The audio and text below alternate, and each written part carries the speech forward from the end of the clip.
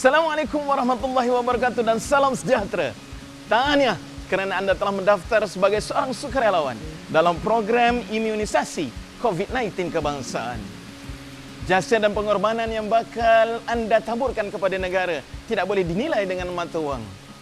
Inilah yang dikehendaki oleh negara yang tercinta dari seorang warga negara yang hebat seperti anda. Sebelum kita mengetahui dengan lebih lanjut peranan dan tanggungjawab sebagai sukarelawan, ada beberapa istilah penting yang perlu kita fahami. Anda seorang sukarelawan?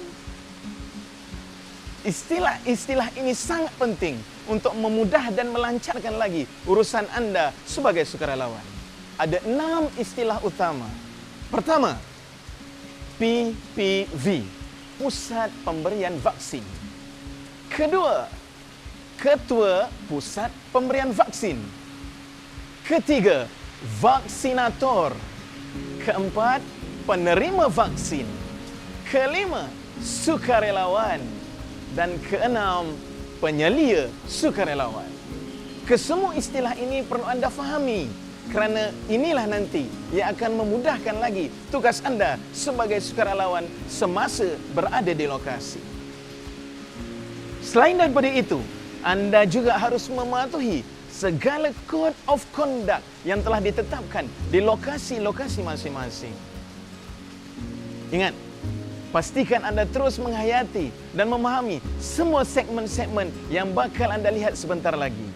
Semoga anda terus menjadi sukarelawan yang hebat. Baiklah, saudara dan saudari sekalian. Mari kita ambil tahu tentang apakah objektif latihan yang akan dijalankan kepada petugas dan sukarelawan bukan kesihatan ini. Yang pertama, ia untuk memberikan kefahaman dan kemahiran tentang pelan vaksin COVID-19. Yang kedua, ia untuk menerangkan tentang pelan tindakan pemberian dan pengambilan vaksin COVID-19 kepada petugas dan sukarelawan yang terlibat. Dan yang ketiga, ia adalah untuk menyebarluaskan pengetahuan tentang manfaat pelaksanaan pemberian vaksin kepada rakyat Malaysia secara umumnya. Peranan dan tanggungjawab sukarelawan yang pertama adalah anda perlu membuat saringan suhu di pintu masuk. Sekiranya gagal, anda perlu mengendalikan klien tersebut ke laluan seterusnya. Tanggungjawab yang ketiga adalah anda perlu memastikan klien anda mendaftarkan diri menggunakan aplikasi MySejahtera dan MyVac.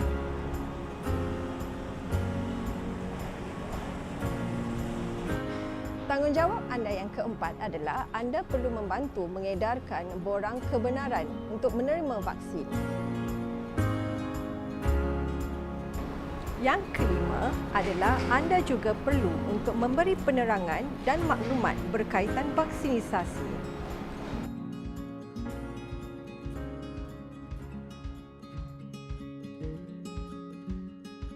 Langkah-langkah pencegahan wabak COVID-19.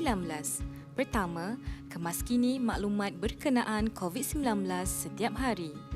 Kedua, amalkan kebersihan tangan dan diri. Ketiga, amalkan jarak sosial. Keempat, dapatkan penilaian kesihatan jika tidak sihat atau kontak rapat kepada kes positif COVID-19. Kelima, kekal sihat, kekal aktif, makan secara sihat, bijak tangani stres, tidak merokok.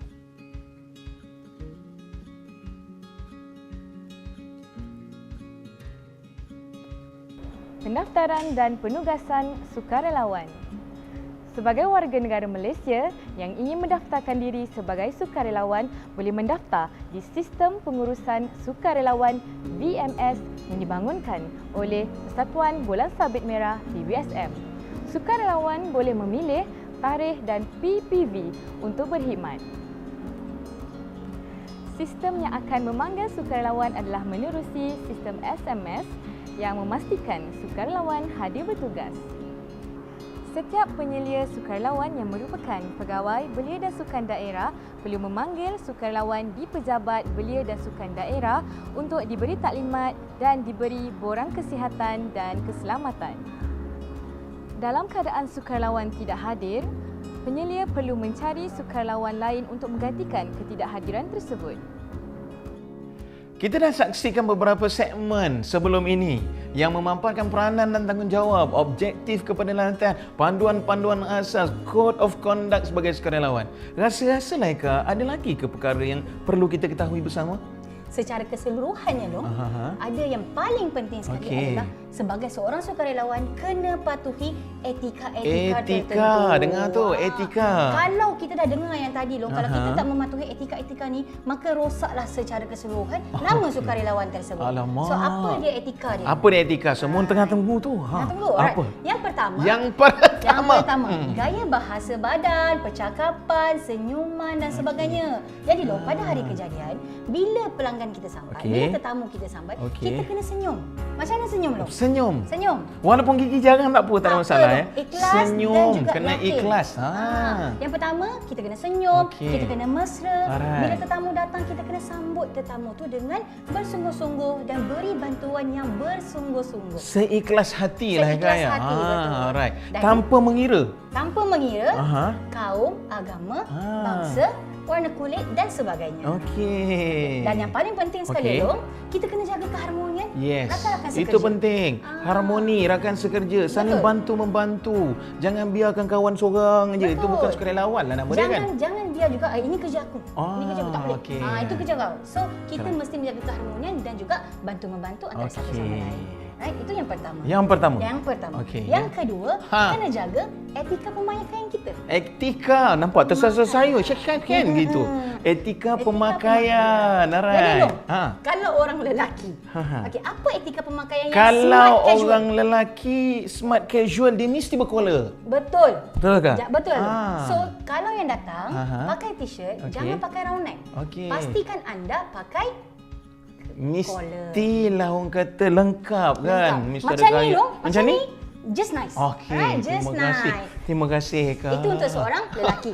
Jadi kalau perempuan pula, perempuan pakai yang casual, pakai seluar, pakai t-shirt ke, pakai kemeja ke, tak kisah macam mana pun, tapi jangan yang mencolok mata. Seksi lah. Jangan seksi. Jangan seksi. pakai short, jangan pakai ni kan. Alright. So itu etika pemakaian kita. Yang paling penting selesa, sopan dan tidak mengganggu orang sekeliling. Alright. So itu yang kedua. Yang ketiga adalah etika sosial media. Ini yang paling penting sekali Long. Sebab apa, kita waktu menjadi seorang sukarelawan, kita jangan selfie, ambil gambar dan jangan tunjukkan keadaan. Tak boleh Long. Kalau katakanlah saya nak masukkan dalam FB saya, dalam Twitter saya, Instagram saya, gambar pakcik tu datang, dia cucuk, boleh ke? Jangan. Kita kena jaga rahsia peribadi kita punya klien. Penerima vaksin. Itu yang pertama. Dan yang keduanya, kita nak kena jaga persekitaran kita. Janganlah waktu orang tengah datang ramai-ramai, kita selfie, kita TikTok. Kan tak manis rupanya. Itu dah lari lah daripada etika sukarelawan. Betul. So yang paling penting sekali dunia hari ini, jangan kongsi apa yang berlaku pada waktu itu. Sebab ada orang tak suka. Jadi kita kena jaga privasi penerima vaksin. Untuk memastikan program kita ni diterima semua. Kalau tidak nanti orang marah kita kan. Tapi tak bermakna kita tak boleh nak upload dalam TikTok, tak boleh upload dalam Instagram, tak bermakna macam tu. Kalau kita dah selesai kerja kan, dengan kawan-kawan boleh lah. Buat kenang-kenangan. Sambil makan. Yang paling penting, jangan pada waktu bertugas. Pada waktu kita punya tetamu datang, jangan pada waktu itu. So itu adalah perkara-perkara yang sangat-sangat dilarang. Jadi Long, itulah 3 perkara secara keseluruhannya. Yang pertama, jaga adab, percakapan, bahasa badan. Yang kedua, etika pemakaian, smart casual. Dan yang ketiga, etika sosial media. So semoga anda semua menjadi seorang sukarelawan yang hebat. Lindung diri, lindung semua.